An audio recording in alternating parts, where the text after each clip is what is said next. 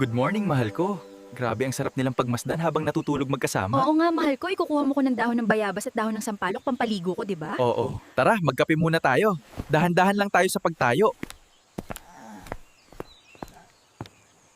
Doon ako kukuha ng dahon ng sampalok at dahon ng bayabas kay Taylare at Naitina. Doon sa may pinagdamuhan ko, may mga puno silang kailangan natin panglanggas mo. Sige, medyo malayo yun, di ba?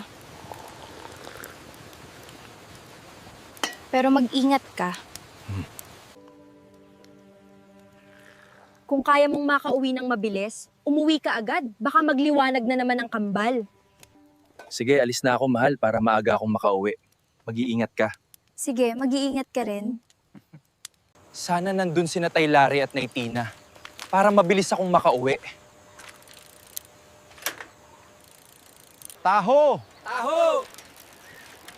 Malunggay pandesal! Malunggay pandesal! Gumagawa payong sapatos! Taho!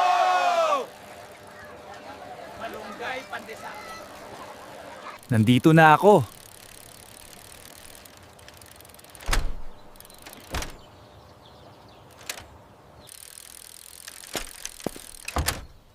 Tao po! Tao po! Tao po! Kinakaban ako ha. Papasok na po ako ha.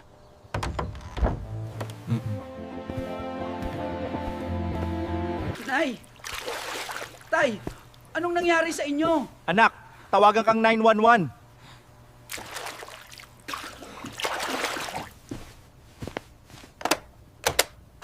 Hello, 911 emergency? Ma'am, si Damian po ito, kaibigan po ni Taylare at Naitina. Medyo nangihina po sila at suka ng suka po yung lalaki. Maaari po ba kayo magdala ng ambulansya para dalhin sila sa ospital?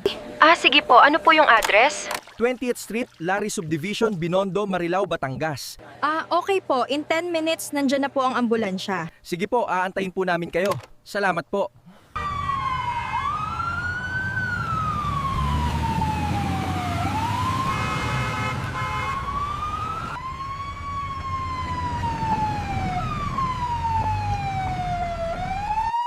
Huwag kayong mag-alala.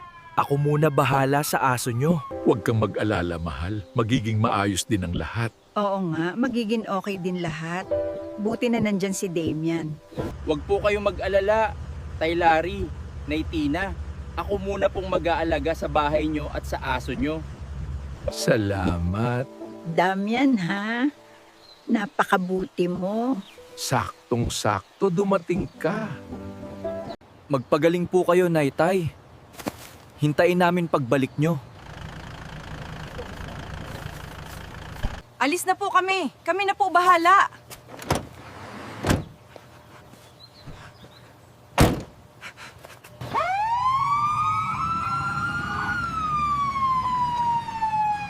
Huwag kang mag-alala, Yam-Yam. Ako muna mag-aalaga sa iyo.